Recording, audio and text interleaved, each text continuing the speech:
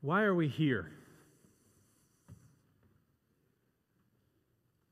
You don't know? If I had a Donahue microphone, I might actually come around and ask you that question. Why are we here? I ask myself that question actually every day I come here on Sunday. Not because I don't know the answer. I know that there's more than one answer. I know that there's many reasons why we come together on Sunday. But I am surprised that you always come. Why are we here? Maybe to nourish the spirit. Maybe to see friends, or just take a little break in a busy week and sit in a peaceful place. Maybe to hear the music of the choirs or the organ. Or maybe you don't know why you're here. I think we are here for all those reasons. But we are also here to be a church, to become a church, to become a church that is building a world that we want to see. We are here to be reminded also that we are acceptable and accepted. No other place, perhaps, can say that. We are also here to be reminded that we can be better human beings, that we can learn and challenge ourselves to be better at this vocation we have been given, to be human beings. The question why we are here got me thinking about an ancient text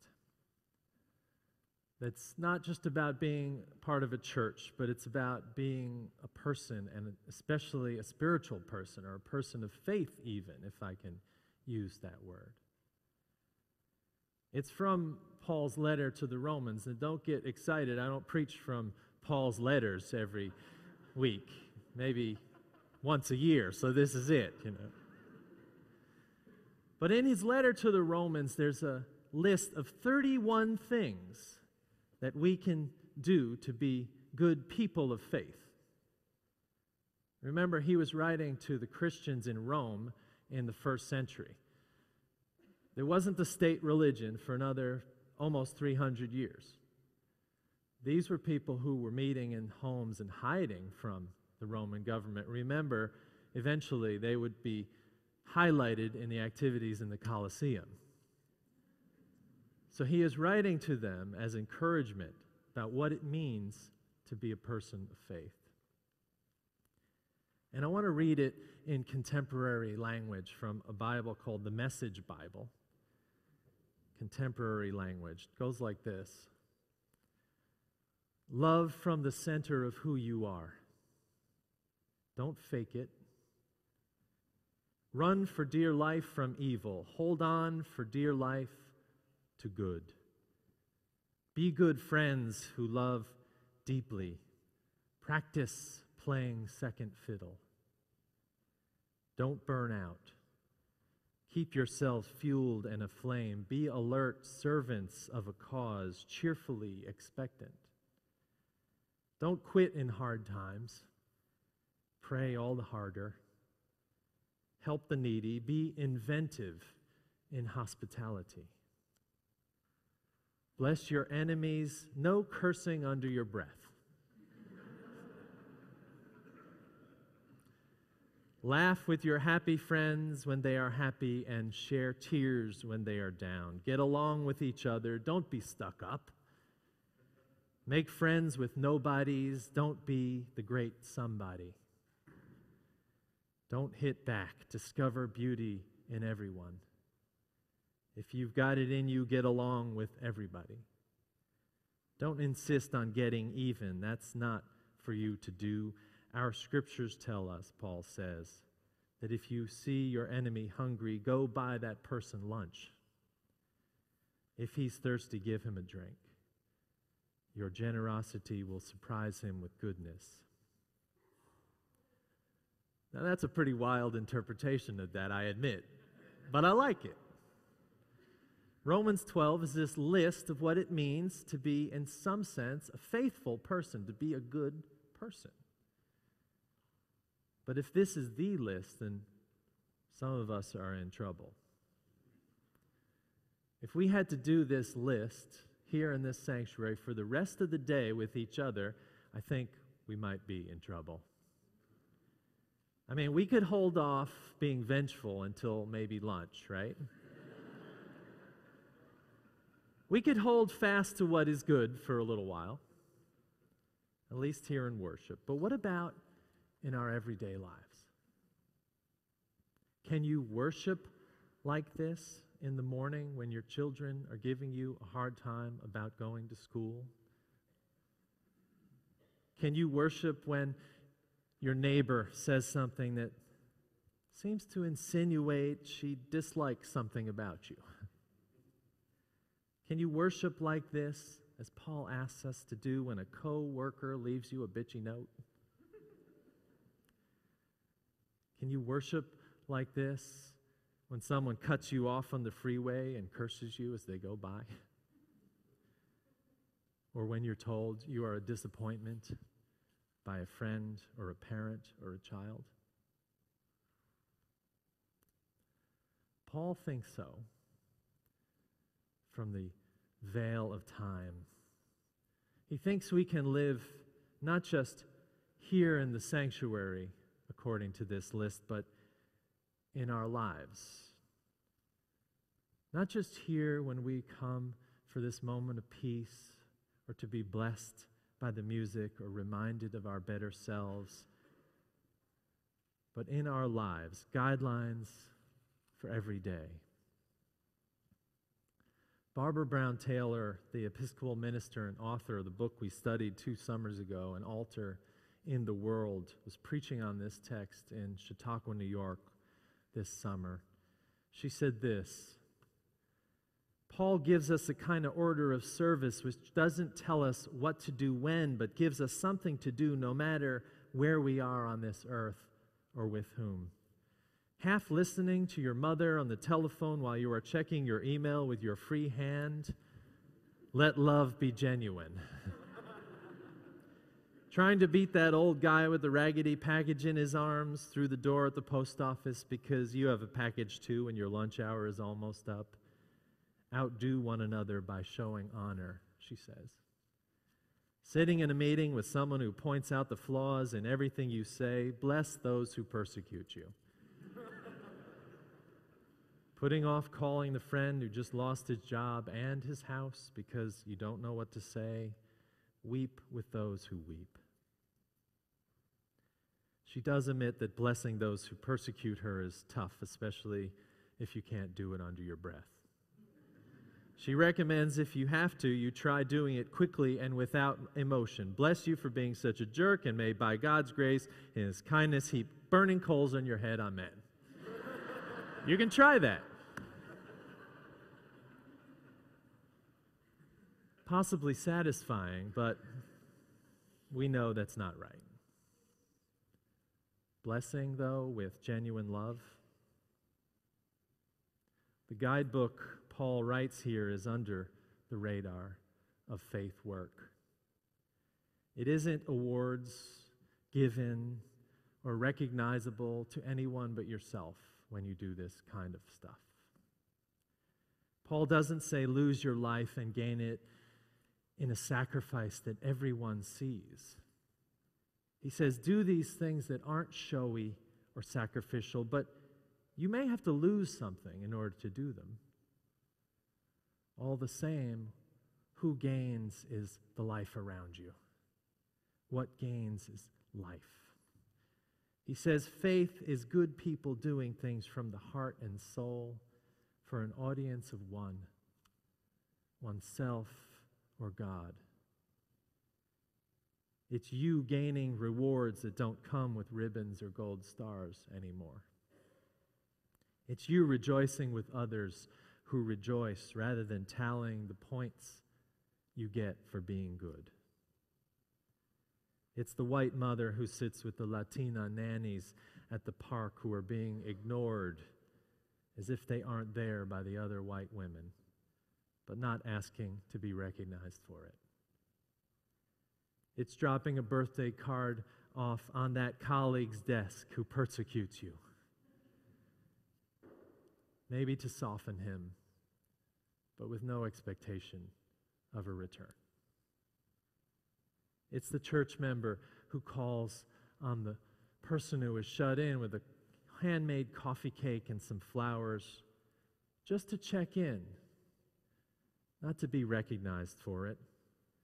And beyond that, the church member doesn't go to the door and say, I'm only doing this because I'm a Unitarian, and Daniel asked me to do it. No. They do it because they understand, as we do, that all things are better when we love genuinely, when we help those in need, are inventive in hospitality, and are generous because it is good to do so.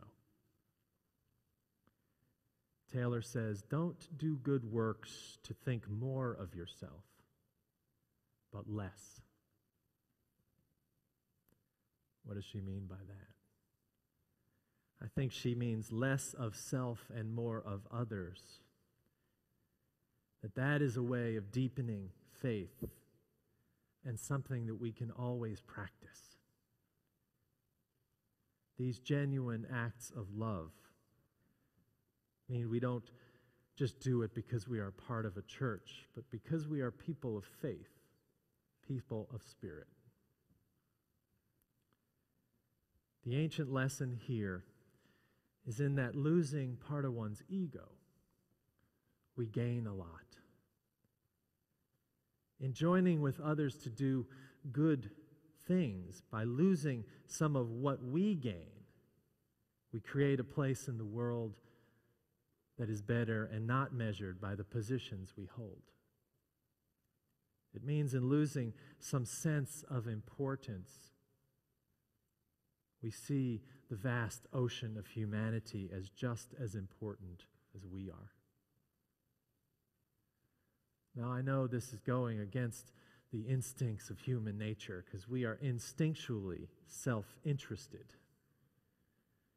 We don't have to look too far and wide to see that.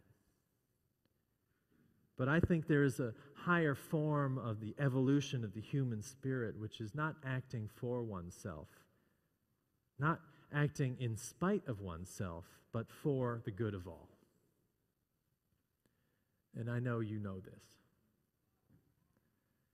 And today we prove that here in church. Today we act to pool our resources, to commit to serve, not so that one or another of us is carried down the aisles in victory, but so that other spirits can be emboldened and loved. Today, Commitment Sunday, when we ask you to bring a commitment forward of some form.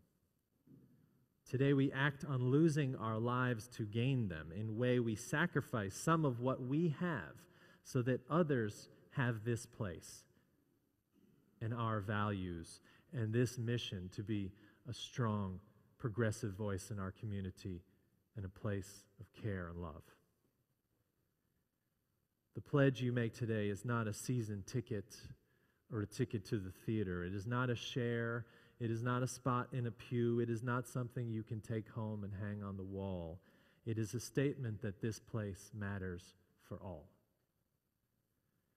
It is a way that each of us participates in the ministry of this church, a way each of us can say, I am there when a minister or a volunteer holds the hand of someone who is dying. I am there when a class meets on Carl Jung and enlightens the mind. I am there when the choir makes the skin chill and the heart warm. I am there when a child is taught to love her body and learns how to make good choices to protect it. It is a way that we say, I am there when struggles are shared, not here in this sanctuary, but in a small circle of people of the church meeting in a living room talking about their lives.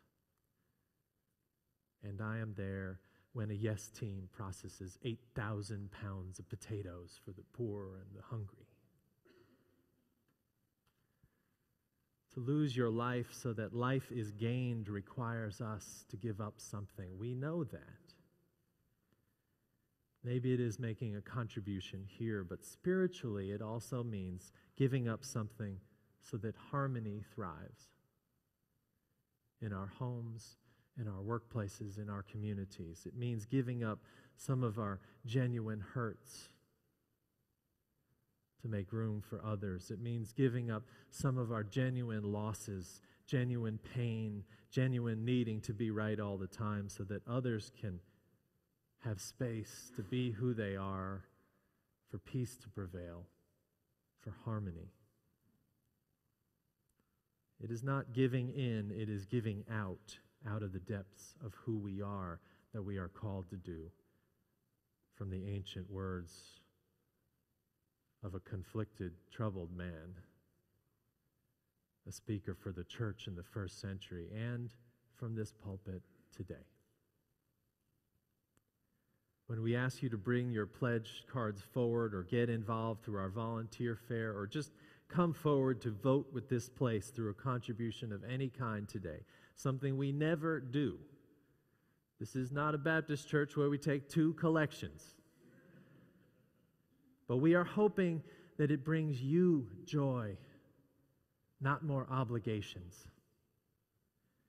We are hoping that it brings you more peace, not more struggle. We are hoping that it brings you warmth, knowing that you are a blessing to the whole of who we are, not a cold feeling of loneliness.